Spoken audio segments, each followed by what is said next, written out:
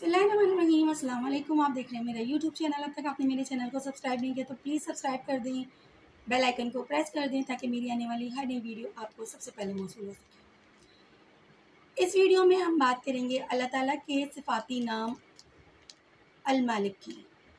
अल मालिक यानी बादशाह, वजीफ़ा बराए रिज़्क़ या मालिक।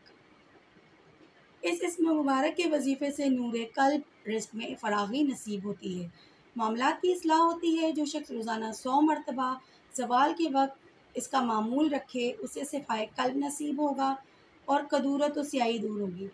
जो शख्स इसको नमाज फ़जर के बाद 121 मरतबा पढ़ेगा, अल्लाह ताला के फ़ज़ल व करम से उसके वसाइल रिज़्क़ में वसअत पैदा होगी। रिज़्क़ में बरकत के लिए आप इसको अव्वल व आखिर दुरूद शरीफ के बाद 121 मरतबा पढ़ेंगे नमाज फ़जर के बाद। और नॉर्मल रूटीन में अगर आपने अपनी तमाम परेशानियों से निजात हासिल करनी है तो उसके लिए आप अव्वल व आखिर 11 मरतबा दुरूद शरीफ के बाद 100 दाने वाली एक तस्बीह पढ़ेंगे या मालिक।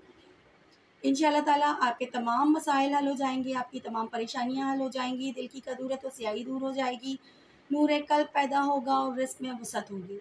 अपनी ख़ास दुआओं में मुझे भी याद रखिएगा। अल्लाह हाफ़िज़।